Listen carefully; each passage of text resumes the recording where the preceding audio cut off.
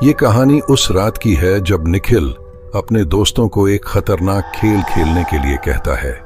एक ऐसा खेल जिसे लोग मजाक में खेलते हैं, लेकिन बहुतों ने इसकी कीमत अपनी जान देकर चुकाई है। Charlie Charlie. निखिल ने कागज पर यस और नो लिखा। उसने 2 पेंसिलों को क्रॉस के आकार में रखा। तभी नेहा ने कहा, क्या हमें ये करना चाहिए? लोग कहते हैं ये खेल आत्माओं को बुलाता है। निखिल हंसते हुए कहता है, ये सब बकवास है, कुछ नहीं होगा, डरने की कोई बात नहीं। आर्या गंभीर स्वर में कहती है, ठीक है, तो खेल शुरू करते हैं। लेकिन तभी अचानक कमरा शांत हो जाता है।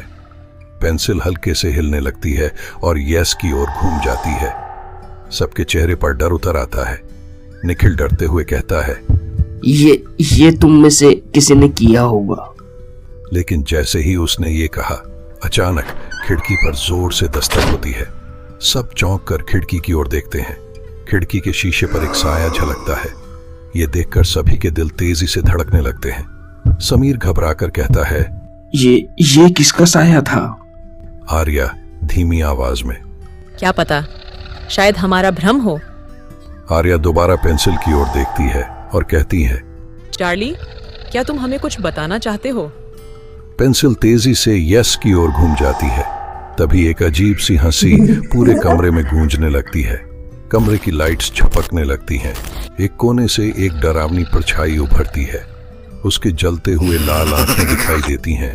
तभी निखिल कहता है, कौन है वहां? दिखाओ अपना चेहरा। परछाई धीरे धीरे पास आती है और एक डरावना चेहरा सामने आता है, खून से सना हुआ, आंखें लाल और जिसके मुंह से भयानक हंसी निकल रही है। निखिल ने हिम्मत जुटाकर कहा, अब खेल को यही खत्म करना होगा, वरना ये आत्मा हमें नहीं छोड़ेगी। लेकिन हवेली अब और भी ज्यादा डरावनी हो चुकी थी। दीवारों पर हल्की खरोंचों की आवाज सुनाई देने लगी, जैसे कोई नाखून चला रहा हो। अचानक कागज पर पेंसिल खुद घूमने लगी। इस बार उसने लिखा, रन। सबके रोंगटे खड़े हो गए, हलक सूख गए। जैसे तैसे निखिल चिल्लाकर कहता है, चलो यहाँ से भागते हैं। लेकिन जैसे ही वे दरवाजे की तरफ भागे, दरवाजा खुद ब खुद बंद हो गया। अचानक नेहा चिल्लाई। जब सबने पलटकर देखा तो नेहा वहां नहीं थी। उसकी जगह फर्श पर एक लाल रंग की लकीर थी जो अंधेरे में घुलती चली गई। निखिल डरते हुए कहता है, मुझे यहाँ से बाहर निकालो। तभी अचानक निखिल जमीन पर गिर जाता है।